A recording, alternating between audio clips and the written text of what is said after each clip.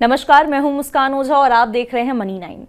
मई की गर्मी अपने चरम पर है। देश के कई हिस्सों में तापमान 45 से लेकर 48 डिग्री सेल्सियस तक यहां पे पहुंच चुका है।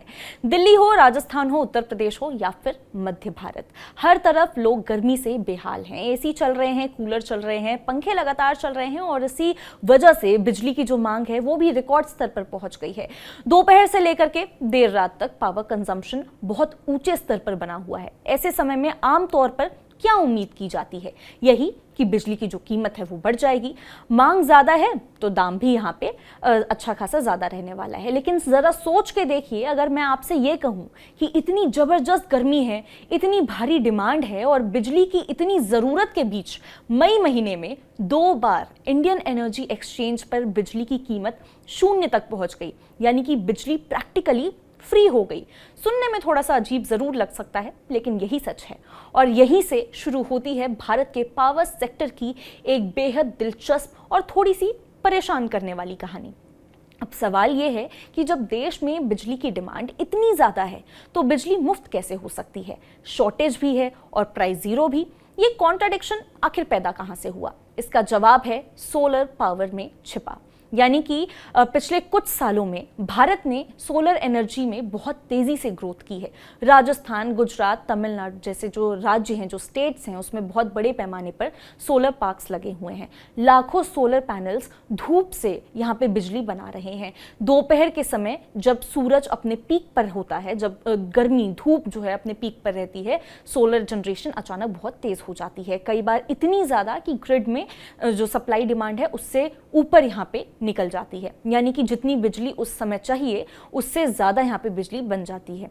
यही वजह है कि एक्सचेंज पर कीमत गिरते गिरते 0 तक पहुंच जाती है, क्योंकि सप्लाई इतनी ज्यादा हो ही नहीं रही है, बायर्स उतने हैं ही नहीं जितनी यहाँ पे डिमांड है। लेकिन यहीं से असली जो समस्या है, जो परेशानी है, वो शुरू होती है। बिजली बन जाना और उस बिजली का इस्तेमाल हो जाना, ये दोनों अलग अलग बातें हैं। भारत सोलर पावर को जितनी तेजी से यहाँ पे बना रहा है, जितनी तेजी से सोलर पावर की तरफ बढ़ रहा है, लेकिन क्या हम उस एक्स्ट्रा पावर को संभाल पा रहे हैं जो एक्स्ट्रा बन जा रही है? मतलब कि जितनी डिमांड है उतना तो हम पूरा कर ही रहे हैं, लेकिन उसके बाद जो भी बच रहा है उसको हम क्या कर रहे हैं? क्या हम उसको संभाल पा रहे हैं, स्टोर कर पा रहे हैं? क्या हम उसे मतलब वहाँ से उठा करके उन जगहों पर भेज पा रहे हैं जहाँ पे एक्चुअल में उस टाइम पे ज़रूरत हो? जवाब है पूरी तरह से नहीं। और यही है इस पूरी क्राइसिस की जड़। सबसे पहले स्टोरेज की बात करते हैं। मान लीजिए राजस्थान में दोपहर 1 बजे बहुत तेज धूप है, सोलर प्लांट जरूरत से ज्यादा यहाँ पे बिजली बना रहे हैं, लेकिन उस समय डिमांड उतनी है ही नहीं।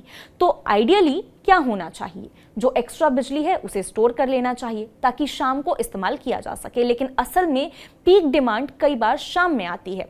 अब लोग घर लौटते हैं, एसी चलाते हैं, लाइट्स चलाते हैं, कमर्शियल एक्टिविटी भी जारी रहती है, लेकिन मुश्किल ये है कि इतनी बड़ी मात्रा में बिजली स्टोर करने के लिए बहुत बड़े बैटरी स्टोरेज सिस्टम्स चाहिए। घर की इन्वर्टर बैटरी जैसे नहीं, बल्कि ग्रिड स्केल स्टोरेज, इतना बड़ा कि पूरा शहर संभाल सके। और भारत में ऐसी बैटरी स्टोरेज कैपेसिटी अभी ना के बराबर है, बहुत कम है।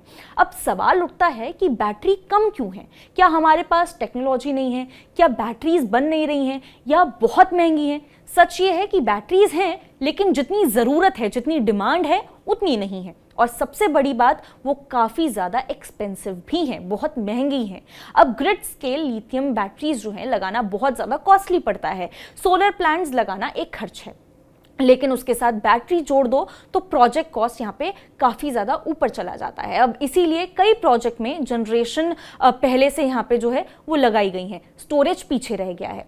अब यहाँ पे आपको ये समझने की ज़रूरत है कि बैटरी बनाने के लिए जिन रॉ मटेरियल्स की ज़रूरत पड़ती है, जैसे कि लिथियम है, कोबाल्ट है, निकेल है, ग्रेफाइट है, उनमें भारत अभी काफ़ी हद तक इंपोर्ट पर निर्भर है। हमारी डिपेंडेंसी जो है वो इंपोर्ट पर ज़्यादा है।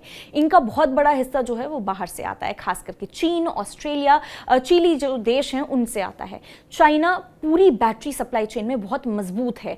माइनिंग से लेकर के रिफाइनिंग और सेल मैन्युफैक्चरिंग तक भारत यहाँ पे जो बैटरी मैन्युफैक्चरिंग बढ़ाने की कोशिश है वो कर रहा है, लेकिन अभी स्केल जो है बहुत छोटा है, इसीलिए कॉस्ट भी यहाँ पे ज़्यादा रहती है। सप्लाई चेन डिपेंडेंस जो है वो भी यहाँ पे बनी हुई है।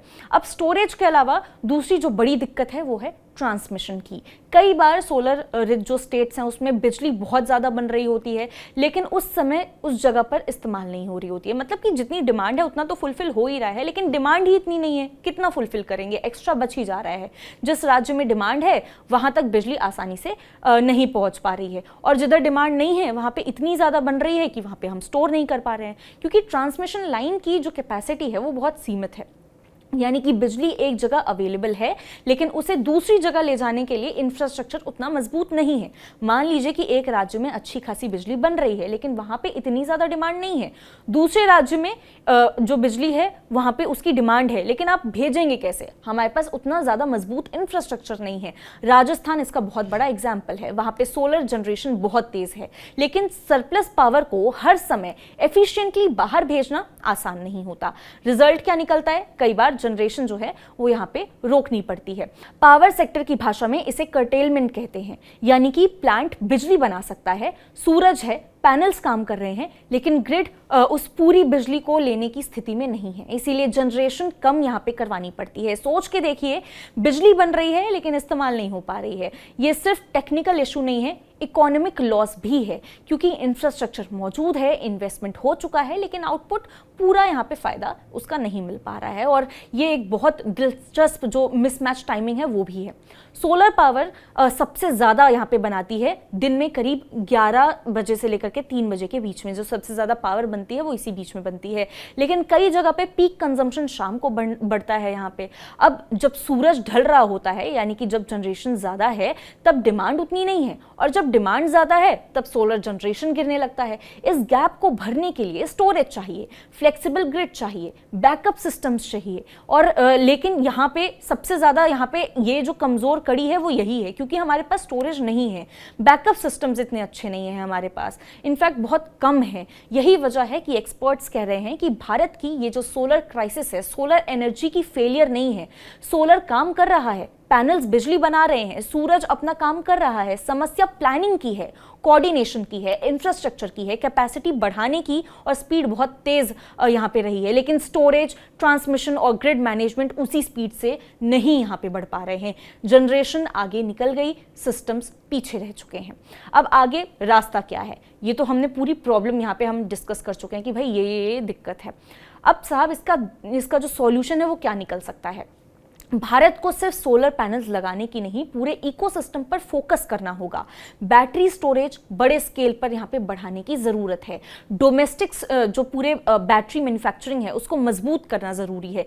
ट्रांसमिशन नेटवर्क एक्सपेंड करना होगा ताकि सरप्लस पावर राज्यों के बीच में एफिशिएंटली मूव हो सके। ग्रिड फोरकास्टिंग जो है वो यहाँ पे बेहतर करनी होगी ताकि पहले से अंदाज़ा हो कि कहाँ कितनी जनरेशन होगी, और पम्प्ड हाइड्रो स्टोरेज जैसे जो ऑल्टरनेटिव्स हैं उनको भी बढ़ाना यहाँ पे ज़रूरी है। यानी कि सिर्फ बिजली बनाना अब काफ़ी नहीं रहने वाला है, उस बिजली को सही समय पर सही जगह पर पहुँचाना उतना ही ज़्यादा ज़रूरी हो गया है। अब अगर पूरे खबर को हम शॉर्ट में समझने की कोशिश करें, देखिए भारत में समस्या बिजली की कमी भर नहीं रह गई है। मतलब अगर आप ये सोच रहे हैं कि बस बिजली की कमी है, इतने भर समस्या नहीं है। कई बार बिजली की अधिकता भी, यानी कि ज़्यादा बिजली यहाँ पे हम बना पा रहे हैं, ये भी बहुत बड़ी समस्या बनी रही है अब तक। अब धूप इतनी है, बिजली भरपूर बन रही है, लेकिन उसे स्टोर करने और डिस्ट्रीब्यूट करने की तैयारी उतनी तेज़ नहीं हुई है जितनी होनी चाहिए थी। उसे स्टोर करने के लिए जो हमारे पास चीज़ें होनी चाहिए थी, जो बैटरीज होनी चाहिए थी, वो हमारे पास नहीं है, उसकी कमी है। इसीलिए एक तरफ लोग गर्मी में बिजली की चिंता कर रहे हैं, दूसरी तरफ उसी देश में बिजली का दाम 0 तक पहुंच रहा है। यही भारत के एनर्जी ट्रांजिशन का सबसे बड़ा पैराडॉक्स है, और शायद आने वाले वर्षों में सबसे बड़ी पॉलिसी जो चैलेंज है वो भी यही रहने वाला है। आप इस बारे में क्या सोचते हैं? क्या कुछ हैं आपके थॉट्स? आप हमें कमेंट करके ज़रूर बता सकते हैं। ऐसी ही और खबरों के लिए आप विजिट कर सकते हैं हमारी वेबसाइट moneylinelive.com और सब्सक्राइब कर सकते हैं हमारा यूट्यूब चैनल Money9। मिलते हैं आपसे अगले वीडियो में, तब तक के लिए नमस्कार।